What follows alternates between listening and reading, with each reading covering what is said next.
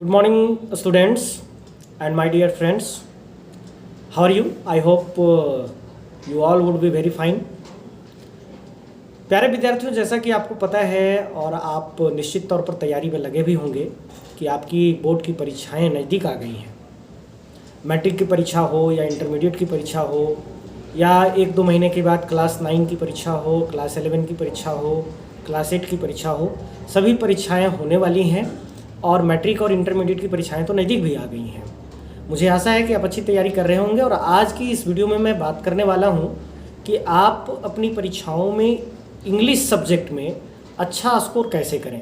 ऐसे तो मैं इंग्लिश सब्जेक्ट के लिए मैं बात करने वाला हूं, लेकिन मैं जो टिप्स आपको देने वाला हूं, जिन बातों को आपको ध्यान रखने के लिए कहने वाला हूं, वो आपको अन्य विषय में भी हेल्प करने वाले हैं। तो चलिए शुरू करते हैं आज के इस वीडियो को। तो जैसा कि आप देख पा रहे हैं कि मैंने यहाँ लिखा है how to score good marks in English, मतलब इंग्लिश की सब्जेक्ट में आप अच्छे अंक कैसे प्राप्त करें। तो सबसे पहले जो मैंने यहाँ आपको निर्देश दिया है वो निर्देश के संबंध में ही है, अर्थात read the given instructions carefully.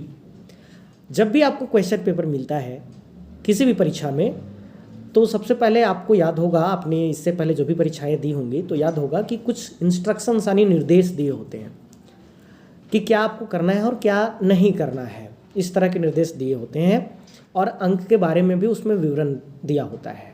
तो मैट्रिक की परीक्षा जब आप देने जा रहे हैं अथवा इंटरमीडिएट की परीक्षा जब आप देने जा रहे हैं तो आपका क्वेश्चन पेपर में कुछ इंस्ट्रक्शंस मिलेंगे। उन निर्देशों को क्या कहा जा रहा है कि read the given instructions carefully, बिल्कुल सावधानी से पढ़ लें। कई बार क्या होता है कि विद्यार्थी बहुत जल्दी में होते हैं और लगता है उनको कि यह व्यर्थ में समय मेरा चला जाएगा और उसे वो स्किप कर जाते हैं, छोड़ देते हैं उसे वो, और फिर बाद में कई जगह उनकी भूल हो जाती है नहीं पढ़ने के कारण। और अभी तो आपको इसलिए भी अच्छे से पढ़ना है क्योंकि उसमें बहुत ही अधिक मायने रखने वाला है कि कितने प्रश्न आपको करने हैं, किन सेक्शन से कौन से प्रश्न को करना है और कौन कौन से प्रश्न में आपके पास विकल्प मौजूद होंगे। ठीक है, कई बार क्या होता है कि विद्यार्थी जिन प्रश्नों को नहीं भी करना है ना उन्हें भी कर देते हैं। अगर किसी खंड में 4 प्रश्न दिए हुए हैं और 4 प्रश्नों में केवल 3 ही करना है, लेकिन वो 4 का 4 कर देते हैं और परीक्षा हॉल से बाहर निकलते हैं तो अपने किसी मित्र को कहते हैं कि यार तुम तो बड़ी जल्दी करके बैठ गया था, तुम्हारा तो बड़ी जल्दी हो गया था, हमको तो लास्ट तक समय ही नहीं मिला। तो ऐसा इसलिए होता है क्योंकि वो निर्देश नहीं पढ़े होते हैं और अननेसेसरी आंसर कर रहे होते हैं उन सारे क्वेश्चंस का भी जिनका उनको करने की आवश्यकता नहीं होती है। इसलिए सबसे पहला काम आपको करना है कि दिए गए निर्देशों को ध्यान से पढ़ना है। उसके बाद आपके इंग्लिश का जो क्वेश्चन पेपर होगा, ऑब्जेक्टिव हो या सब्जेक्टिव हो, चाहे इंटरमीडिएट का हो चाहे 12 का हो, दोनों ही क्लासेस के लिए, दोनों ही बोर्ड परीक्षाओं के लिए आपके क्वेश्चन पेपर में खंड बटा हुआ यानी सेक्शंस वाइज क्वेश्चन आते हैं। और पहला जो सेक्शन होता है वो रीडिंग कॉम्प्रीहेंशन का होता है। रीडिंग कॉम्प्रीहेंशन का मतलब ये हुआ कि आपको पैसेज पढ़ना होता है और पैसेज पर आधारित जो क्वेश्चंस होते हैं उन क्वेश्चंस में से आपको उन्हें करना होता है। यहाँ ध्यान देंगे, मैट्रिक के परीक्षार्थियों के लिए मैं विशेष तौर पर कहूँगा कि अभी उनके पास जो आता है सेक्शन ए में वो 7 क्वेश्चंस आते हैं, ऑब्जेक्टिव में भी इसी तरह आता है, लेकिन उन 7 क्वेश्चंस में केवल 5 आपको करना होता है। इसलिए मैंने पहले कहा कि दिए गए निर्देशों को ध्यान से आपको पढ़ लेना है। ठीक है, बहुत सारे विद्यार्थी मैं कॉपी जांचते समय पाता हूँ कि वो सभी प्रश्नों का उत्तर किए रहते हैं और कई बार क्या होता है कि सभी प्रश्नों के उत्तर करने के चक्कर में एग्जामिनर जो है सो उनका कॉपी अच्छे से नहीं जांच पाते हैं। इसलिए नहीं जांच पाते हैं क्योंकि नियम के अनुसार पहला 5 प्रश्न अगर आपने सभी प्रश्नों का उत्तर कर दिया है तो पहले 5 प्रश्न का ही उत्तर आपका जांच किया जाएगा। अब हो सकता है कि आपने दूसरा प्रश्न का उत्तर गलत लिखा हो और छठे प्रश्न का उत्तर बिल्कुल सही लिखा हो, तो आपको तो अंक जो है सो दूसरे प्रश्न में कट गए होंगे और छठा में आपने बहुत अच्छा भी लिखा है तो वहाँ अंक नहीं मिलने वाले हैं। तो यह त्रुटि हो जाती है। सेक्शन बी जिसमें आपका राइटिंग सेक्शन होता है, और फिर मैं यहाँ कहूँगा मैट्रिक में भी होता है और इंटरमीडिएट में भी होता है, जिसमें लेटर राइटिंग होते हैं, पैराग्राफ राइटिंग होते हैं, ऐसे राइटिंग होते हैं, रिपोर्ट राइटिंग होते हैं या शॉर्ट कंपोजिशंस होते हैं जिसमें नोटिस होता है, एडवर्टीजमेंट होता है, इस तरह के आपके कंपोजिशंस होते हैं। ठीक है, तो इनको आपको करते समय क्या ध्यान रखना है ये आगे वाले स्लाइड में मैं आपको बताने वाला हूँ। सेक्शन सी ग्रामर का होता है, और ग्रामर में आप कैसे अच्छे से आंसर करेंगे इसको भी मैं आगे बतलाना वाला हूँ। और सेक्शन डी लिटरेचर का है। लिटरेचर में आपका स्टोरीज एंड पोएम्स जो आता है, यानी आपकी जो टेक्स्ट बुक्स होंगे, ठीक है, जैसे क्लास 10 के लिए 2 बुक्स है, first flight and footprints without feet. ये दोनों बुक्स से जो क्वेश्चंस आएंगे, जो स्टोरीज आपने पढ़ा है, जो पोएम्स आपने पढ़ा है, उन सारे चैप्टर्स से क्वेश्चंस इसमें बेस्ड होंगे। देखिए, अब बात है कि अब बचे हुए दिनों में तैयारी कैसे करें। आपकी परीक्षा नज़दीक आ गई है, हो सकता है कि आपके पास अभी बहुत समय हो, अगर आप इस वीडियो को पहले देख रहे हो, अगर परीक्षा के आसपास में आप इस वीडियो को देख रहे हैं तो आपके पास बहुत कम समय बची हुई है। और ऐसे में आपको क्या करना है, तो यहाँ बहुत ही इंपॉर्टेंट चीज़ें मैं आपको बताया हूँ। पहली बात तो यह है, मॉडल सेट से तैयारी अवश्य करें, है ना।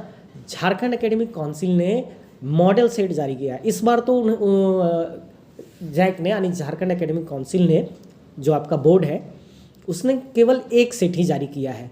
अब बहुत सारे विद्यार्थी अगर एक सेट की भी अच्छे से तैयारी नहीं करेंगे तो फिर कैसे उनका अंक आ सकता है। अब सोचिए, अगर एक सेट ही जैक ने पब्लिश किया है, इसका मतलब ये है कि कहीं ना कहीं आपको एकदम प्रश्न पहले से उपलब्ध करा दिया गया है। आप यूँ समझ लीजिए, निश्चित तौर पर उससे 50% क्वेश्चंस आपके फाइनल एग्जाम में आ जाने वाले हैं। तो मॉडल सेट से तैयारी प्रत्येक विद्यार्थी के लिए बहुत आवश्यक है कि उसको अवश्य करें। और यहाँ मैं बताऊँगा कि मेरे चैनल पे आपको जो है सो model set objective and subjective दोनों मिल जाएगा, आप उसे सर्च कर लेंगे। प्रत्येक खंड का अभ्यास करें। खंड जो मैंने पहले बताया कि सेक्शन ए है, सेक्शन बी है, सेक्शन सी है, सेक्शन डी है, जिसमें लिटरेचर है, पोएम्स है एंड स्टोरीज है। तो प्रत्येक खंड का अभ्यास करें। सेक्शन ए के लिए आपने जो क्वेश्चन बैंक लिया होगा, अगर नहीं लिया है तो अभी भी देर नहीं हुई, अभी तुरंत ले लें आप। क्वेश्चन बैंक से आप उसको प्रैक्टिस कर लें। पिछले 8-10 सालों का जो भी पैसेज है उसको आप प्रैक्टिस कर लें, क्योंकि यह सामान्यतः देखा जाता है कि 2, 4, 5, 10 वर्षों के पीछे वाले क्वेश्चंस को उलट पलट करके पूछ दिया जाता है, यानी पैसेज आपका नोन रहेगा, तो वहाँ आपको आंसर करने में बहुत आसानी होगी। सेक्शन बी, यानी जो खंड ब है आपका, बी है राइटिंग का, उसको प्रतिदिन लिख कर अभ्यास करें। मैं ये कहूँगा कि लिखने का अभ्यास जरूर करें।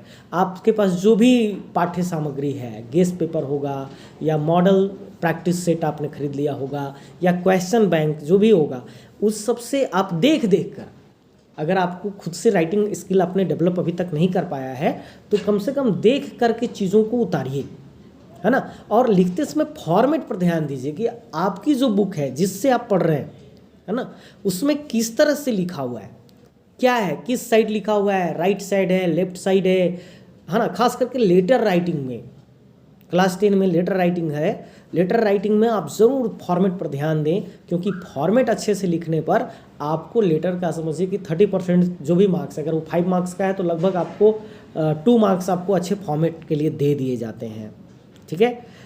या फिर जो 12th क्लास के हमारे स्टूडेंट्स हैं उनके लिए नोटिस लेखन आता है, या उनको भी लेटर लेखन आता है, ठीक है, लेटर लिखने के लिए आता है, एडवर्टीजमेंट आता है, नोटिस आता है इत्यादि का भी फॉर्मेट और शब्द सीमा, वर्ड लिमिट कि कितना में लिखना है। जैसे पैसेज आप पैराग्राफ लिख रहे हैं क्लास 10 के लिए, तो उसका 60 to 80 वर्ड्स है लिमिट। ऐसा नहीं कि आप एक लंबा सा लिख दिए और पसीना पसीना हो गए, समय आपका चला गया, बाद में आपके अंक तो उतने ही मिलने वाले हैं। इसलिए 60 वर्ड्स में आपको अच्छी तरह से इंपॉर्टेंट फैक्टर्स को, इंपॉर्टेंट बातें को, जो भी टॉपिक पे आप लिख रहे हैं उसमें आपको लिख देना है।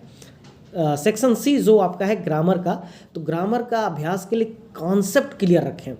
अब बहुत सारे विद्यार्थी जो पूरे साल अच्छे से पढ़ाई नहीं किए हैं किन्हीं कारण से, चाहे वो लापरवाही हो, चाहे कुछ समस्या हो रही होगी, तो कॉन्सेप्ट उनका क्लियर नहीं हुआ होगा, है ना। जैसे अगर आपका टेंस पर आधारित क्वेश्चन, आप अच्छी तरह से टेंस नहीं जानते हैं तो निश्चित तौर पर आपका कॉन्सेप्ट क्लियर नहीं है।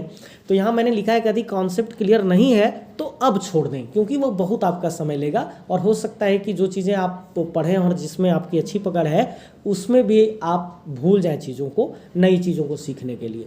एग्ज़ाम जब नज़दीक आ गई हो परीक्षा, तो सही तरीका यही है कि हम नई चीज़ों को पढ़ना बंद कर दें, पुरानी चीज़ों को जो हमने पढ़ा है, जो सीखा है, उसी का रिवीजन करें। सेक्शन डी में क्या है, लिटरेचर है। लिटरेचर में संक्षेप में अभी भी आप कर सकते हैं, अभी भी टाइम बचा हुआ है उसके लिए, कि जो भी स्टोरीज एंड पोएम्स आपके बुक्स में हैं, ठीक है, उसका आप संक्षेप में यानी समरी स्टोरीज का समरी, पोएम्स का समरी ज़रूर जान लें। और पोएम जो है, चूँकि पोएम से क्वेश्चन आता ही आता है, तो उसके लिए पोएट एंड पोएम का नाम और पोएम्स का जो लाइन है, क्लास 10 एंड क्लास 11 में भी जो हमारे कोर वाले स्टूडेंट हैं या इलेक्टिव वाले स्टूडेंट्स हैं, वो सारे इस क्लासेस में पोएम्स बहुत लॉन्ग नहीं है। तो अगर आप 1-2 बार 3 बार पोएम्स को पढ़ेंगे तो पोएम्स की पंक्ति आपको कम से कम याद रहेगी, क्योंकि इससे क्वेश्चन आपको आना ही आना है और इसी पर आता है। तो ये आपके लिए हो जाएगा। उसके बाद है what to do and what not to do, क्या करें और क्या ना करें। आप देख रहे होंगे लेफ्ट साइड हमने लिखा है क्या करना है आपको और क्या नहीं करना है। कब? ड्यूरिंग एग्जामिनेशन, जब आप परीक्षा हॉल में परीक्षा दे रहे होंगे। प्रश्नों को ठीक से पढ़ना है, पहले समझना है कि प्रश्न क्या कह रहा है, ये बहुत ज़रूरी है। उसके बाद है सभी प्रश्नों का उत्तर दें। अब सभी प्रश्नों का उत्तर दें, इसका मतलब ये नहीं है कि किसी सेक्शन में आपको देना है 4 प्रश्नों का उत्तर और आपने दे दिया 5 प्रश्नों का उत्तर, ठीक है। 6 में से 4 का देना था, आपने 6 में से 6 का दे दिया, ऐसा नहीं है। हाँ, मेरा कहने का मतलब ये है कि सभी प्रश्नों का उत्तर दें, यानी जिन प्रश्नों का उत्तर देना है उनको दें, आप ब्लैंक पेजेस ना छोड़ें, है ना। इसलिए इसको अच्छी तरह से समझेंगे मैं जब कह रहा हूँ कि सभी प्रश्नों का उत्तर दें, ठीक है। प्रश्नों को ध्यान से पढ़ना है, पहला बात। दूसरी बात है कि प्रश्नों का उत्तर देना है और सभी का, मतलब छोड़ना नहीं है किसी प्रश्न का। ऑब्जेक्टिव पार्ट का अगर आपके पास क्वेश्चन है, अर्थात आप ऑब्जेक्टिव पार्ट के लिए एग्जाम दे रहे हैं, तो OMR शीट, यानी जो आंसर शीट जिस पर आप रंगते हैं, ओवल को, गोल गोल घेरे को रंगते हैं, उसको ठीक से भरें। कई बार विद्यार्थी क्या होते हैं, 2 रंग देते हैं, या होता क्या है कि उत्तर लिखना उनका रंगना होता है कि नहीं, क्वेश्चन नंबर 4 का C वाला हमको रंगना है, लेकिन वो हड़बड़ी में D रंग देते हैं या B वाला रंग देते हैं, तो वहाँ आपका मार्क्स कट जाएगा, कोई बचाने वाला नहीं है। लिटरेचर पार्ट में वही प्रश्न करें जिसका उत्तर आपके दिमाग में एकदम स्पष्ट हो। लिटरेचर वाले पार्ट में जो विद्यार्थी ठीक से पढ़े होते हैं, मैं उनके लिए सचेत से कह रहा हूँ कि वो चूंकि सारे चैप्टर्स को पढ़े होते हैं, सारे चैप्टर्स का उनको क्वेश्चन आंसर अच्छे से पता होता है, तो कभी कभी क्या होता है ना कि विद्यार्थी को लगता है कि हम तो सब लिख सकते हैं, लेकिन नहीं, आपको थोड़ा सा रुकना है। आप देखिए कि इन सारे प्रश्नों में कौन सा प्रश्न है जिसको आप बेहतर लिख सकते हैं, बेटर वे में लिख सकते हैं, उसका उत्तर आप दें। और सबसे अंतिम जो बात है, लेकिन सबसे महत्वपूर्ण बात है, वो है कि उत्तर अपने शब्दों में ही दें। आपने पढ़ा भले ही है बहुत तरह की किताबों से, गाइड से पढ़ा है, या फिर टीचर ने आपको नोट्स दिया होगा वो पढ़ा है, लेकिन अपने वर्ड्स में आंसर करें, है ना। और जब प्रश्न का उत्तर आपको नहीं भी आ रहा हो, तो मैंने इसके पहले बताया ना कि स्टोरीज एंड पोएम्स को संक्षेप में ज़रूर पढ़ें। तो अगर आपने वो काम कर लिया है तो आपको कुछ ना कुछ आइडिया ज़रूर मिल जाएगा कि यह प्रश्न कौन से चैप्टर से है, कौन से स्टोरीज से है, कौन से पोएम से है।